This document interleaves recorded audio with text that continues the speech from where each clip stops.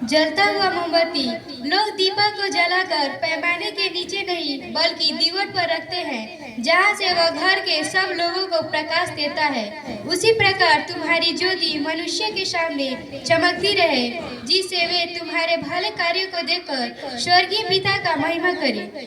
आज हम जलती हुई मोमबत्ती को प्रतीक स्वरूप सभी छात्र छात्राओं को तेरे पावन चरणों में समर्पित करते हैं। जिस प्रकार जलती हुई मोमबत्ती दूसरों के निस्वार्थ सेवा के लिए स्वयं को समर्पित कर देता है, उसी प्रकार छात्र छात्राएं अपने सर्वांगीण विकास के लिए कठिन परिश्रम करते हैं। हे पिता ईश्वर, आप इन सभी को अच्छा स्वास्थ्य प्रदान करें, जिससे वे भविष्य में शिक्षा रूपी प्रकाश को प्रकाशित कर सके। इसके लिए हम पिता ईश्वर से निवेदन करें। हे पिता, हमारी प्रार्थना सुनो।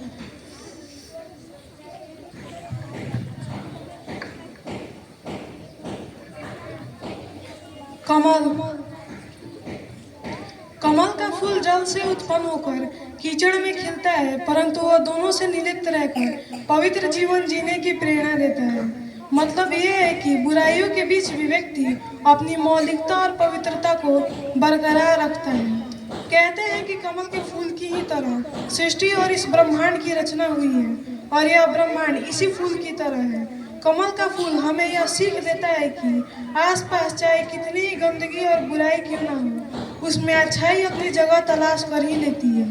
इसी कमल के फूल की तरह हर विद्यार्थी को अपने जीवन में बुराइयों को छोड़कर अच्छाई के रास्ते में चलकर अपना जीवन इस कमल के फूल की तरह उज्जवल बना सके, तथा जिस प्रकार कमल का फूल सभी फूलों से अलग रहता है, हे पिता ईश्वर, इसी प्रकार हर एक विद्यार्थी अपने जीवन को अलग और सफलता बना सके। इसके लिए हम पिता ईश्वर से निवेदन करते हैं। हे पिता, हमारी प्रार्थना स्वीकार करें। जल का प्रतीक जीवन का स्रोत और निरंतरता का संकेत है। यह हमें यह सिखाता है कि जैसे जल बिना रुके बहता रहता है, वैसे ही हमें भी अपनी शिक्षा और प्रयासों में निरंतरता बनाए रखनी चाहिए। जल का रूप हमेशा बदलता रहता है, कभी बहता हुआ तो कभी ठहरता हुआ, लेकिन यह हमेशा आवश्यक रहता है। इसी तरह हमें भी अपनी कठिनाइयों और परिस्थितियों के बावजूद अपने प्रयासों में निरंतर बदलाव और सुधार करना चाहिए।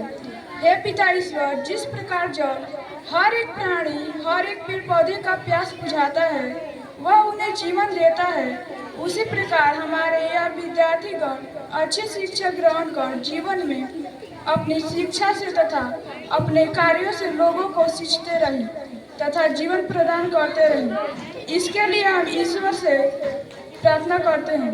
हे पिता, हमारी प्रार्थना सुनो। तुम पृथ्वी के नमक बनो। यदि नमक फीका पड़ जाए तो वह किससे नमकीन किया जाएगा? वह किसी काम का नहीं रह जाता, वह बाहर फेंका और मनुष्य के पैरों तले रौंदा जाता है। जिस प्रकार नमक स्वाद के लिए जाना जाता है और किसी भी वस्तु को सड़ने से बचाता है, उसी प्रकार छात्र छात्राएं भी शिक्षा ग्रहण कर अपने जीवन में हमेशा ऊंचाई की ओर बढ़ते रहे और अपने जीवन को दूसरे के लिए नमकीन बनाए। इसके लिए हम पिता ईश्वर से निवेदन करते हैं। हे पिता ईश्वर, हमारे निवेदन स्वीकार करें। बच्चों, अपने माता पिता की आज्ञा मानो, क्योंकि यह उचित है। अपने माता पिता का आदर करो। यह पहली ऐसी आज्ञा है जो इस प्रकार है, जिससे तुम्हारा कल्याण हो और तुम बहुत दिनों तक पृथ्वी पर जीते रहो। जिस प्रकार एक नन्हा पौधा धीरे धीरे बड़ा होता है और एक विशाल वृक्ष बनकर हमें निस्वार्थ भाव से छाया देता है, उसी प्रकार हमारे प्रत्येक जन के माता पिता भी उसी मजबूत वृक्ष की भांति सभी परिस्थितियों का सामना करते हुए हमारे सभी सुख दुख में हमारे साथ रहते हैं, ताकि हम पढ़ लिख कर एक योग्य नागरिक बन सके। इसके लिए हम पिता ईश्वर से निवेदन करते हैं। हे पिता, हमारा ईश्वर, प्रार्थना सुनो।